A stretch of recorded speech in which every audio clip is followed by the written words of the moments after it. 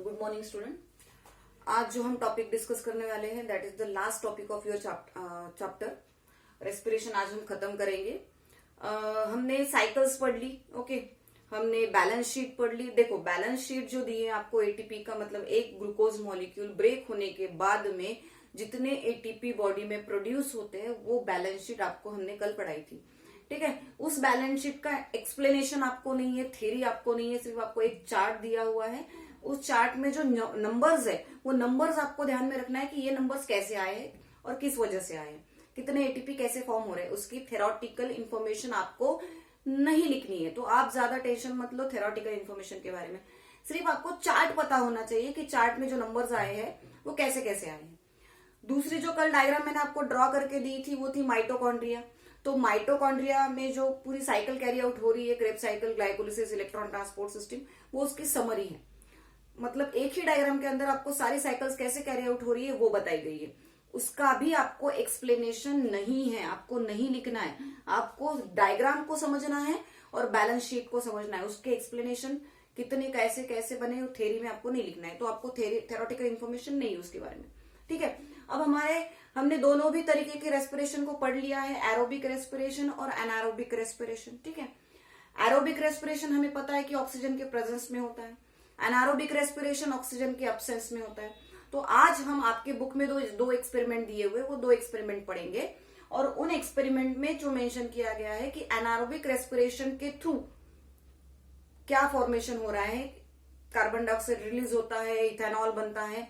तो anaerobic respiration में आपको पता है कि ग्लूकोज का फाइनल प्रोडक्ट नहीं बनता, ग्लूकोज का इंटरमीडिएट प्रोडक्ट बनता है, फर्मेंटेशन की प्रोसेस होती है, ये हमने पढ़ा है, और अल्कोहल बनता है और लैक्टिक एसिड बनता है, एसिटाल्डिहाइड बनता है, ये हमने प्रीवियस लेक्चर में पढ़े हैं।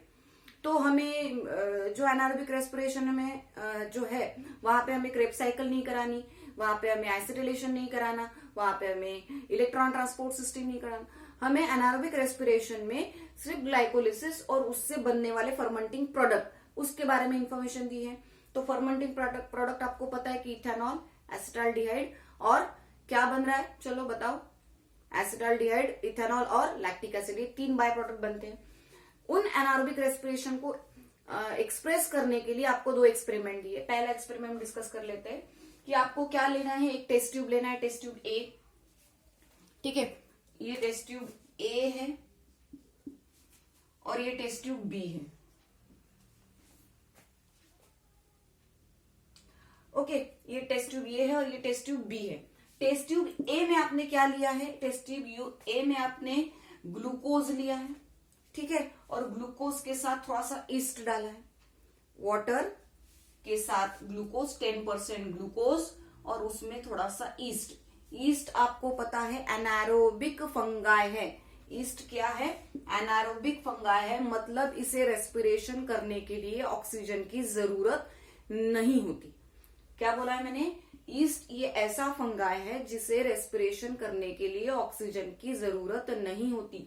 ये एनारोबिक फंगाई है, एनारोबिक। ठीक है, तो इसीलिए हमने एनारोबिक एक्सपेरिमेंट को प्रूव करने के लिए चीज की है। अब ईस्ट हमने ले लिया, उसके अंदर हमने 10% ग्लूकोज लिया और वाटर लिया। उस वाटर में ऑक्सीजन ना रहे इसलिए हमने एक बीकर लिया, उस बीकर में वार्म वाटर डाला। मतलब ये टेस्ट ट्यूब ए को रखा गया है वार्म वाटर के अंदर और उस वार्म वाटर का टेम्परेचर कितना है, 37 to 38 डिग्री सेंटीग्रेड, थोड़ा सा गर्म, कि जिसके वजह से इफ इन केस वाटर के अंदर जो little bit amount of oxygen present है वो इस गर्म पानी की वजह से निकल जाए, तो ऑक्सीजन वहां पे ना प्रेजेंट रहे, क्योंकि ईस्ट को रेस्पिरेशन करने के लिए ऑक्सीजन की जरूरत नहीं है। तो हमने इसे वार्म वाटर में रख दिया।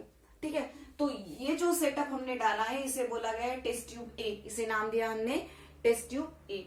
ठीक है, अब ये जो सेटअप है इसके अंदर एक नॉब है, रबर का नॉब, जिसे 2 ओपनिंग है। ठीक है, एक ओपनिंग में हमने थर्मामीटर डाला है और एक ओपनिंग में हमने बेंडिंग ग्लास रॉड डाली है। ये बेंडिंग ग्लास रॉड है। इस बेंडिंग ग्लास रॉड का एक जो नॉब है वो इस टेस्ट ट्यूब में है और दूसरा जो नॉब है ये दूसरे टेस्ट ट्यूब में है, टेस्ट ट्यूब बी। इस टेस्ट ट्यूब बी के अंदर हमने लाइम वाटर डाला है, इस टेस्ट ट्यूब बी के अंदर हमने लाइम वाटर डाला है। इसमें क्लोराइड